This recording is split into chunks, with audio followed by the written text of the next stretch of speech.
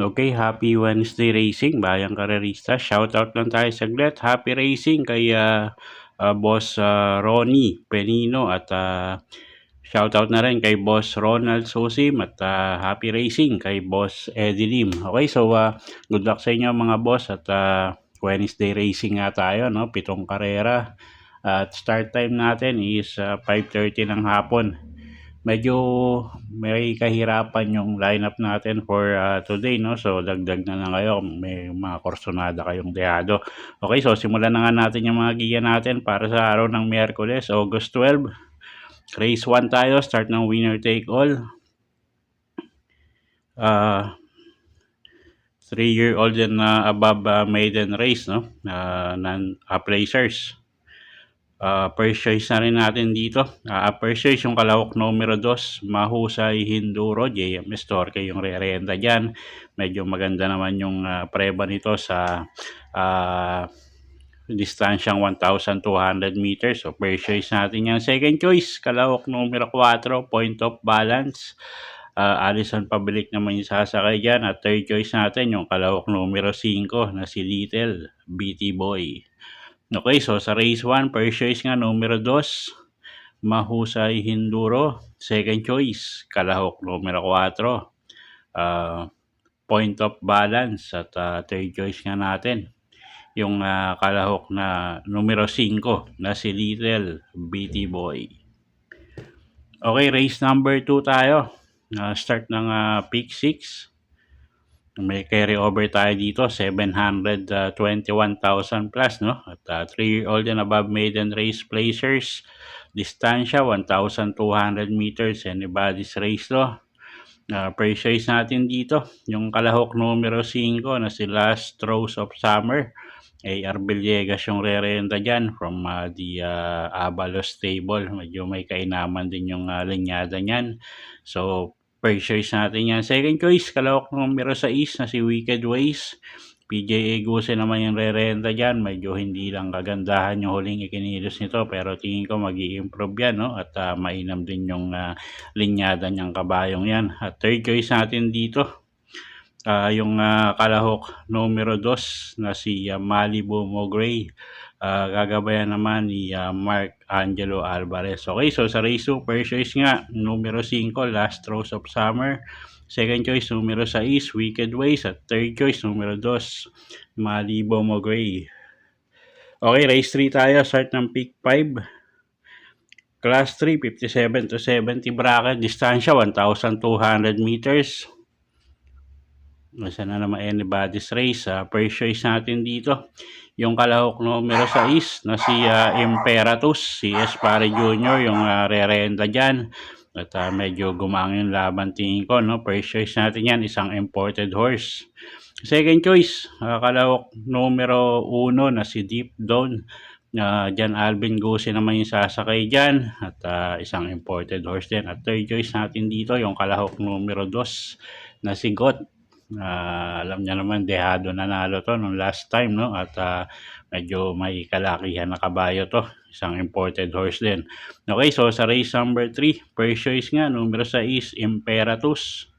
Second choice, kalahok numero 1, Deep Dawn. At third choice numero 2, Got. Okay, race 4 tayo, start ng pick 4. 3-year-old and above maiden race placers. So ang dami natin maiden races ngayon, no? First choice natin dito, yung kalahok numero 4 na si Native Public. Medyo magaang na yung laban niya ngayon. So tingin ko magandang pagkakataon na to para manalo si kabayo. Mark Angelo Alvarez yung re-renta dyan. Second choice natin yung kalahok numero 8, Looking Cool. Isang matuling kalahok. YL Bautista yung sasakay. Maganda post position. So pag nauna yan, tingin ko malaki rin panalo. Okay, so sa race number 4, first choice nga, numero 4, Native Public. At second choice nga natin, yung kalahok numero 8 na si Looking Cool. Okay, next race tayo, race number 5. Class 4, 42 to 56 bracket, 1,200 meters yung distansya natin dito. May siyam na kalahok tayo rito. At first choice natin dito, no, yung galing sa bakasyon, numero 3, Eugene Bell. Si B. Garganta yung re-renta dyan. Medyo mababa sa grupo to, no? At siya nga yung first choice natin, numero 3, Eugene Bell. At yun nga, sana maganda itakbo, no? So, first choice natin yan. Second choice, kalahok numero 6, Cool Ma'am. Jim El Ciego naman yung sasakay dyan. Magandang pangsama to sa mga exotic betting nyo. So, second choice natin yan. Okay, so sa race number 5, first choice nga, numero 3, Eugene Bell. At second choice, kalahok numero 6, Cool Ma'am. Okay, race number 6 tayo. Penultimate race, class 4, 42 to 56 bracket, 1,200 meters ang distansya natin dito. First choice na rin, numero 2, Winter on Fire. MVP Lapil yung re-renta dyan. At matuling kalahok. Pag nauna, tingin ko malaki panalo. At although maraming matulin dito, no? At siya na rin yung first choice nga natin. Second choice, kalahok numero 9, Buntay Shore. Kagabayan naman ni Chris Garganta. Ito, pwedeng iuna, pwedeng isunod. At medyo masanay sa mabibigat na laban din yan. Third choice natin dito, kalahok numero 7, Pangdehado, Copperfield. Addison Pabilik naman yung re-renta dyan. Okay, so sa race number 6, first choice nga, numero 2, Winter on Fire. Second choice, kalahok numero 9, Buntay Shore. At third choice nga natin, yung kalahok numero 7, Copperfield. Okay, race 7 tayo. Last and final race for the day. Class 4, 42 to 56 bracket. Distansya, 1,200 meters.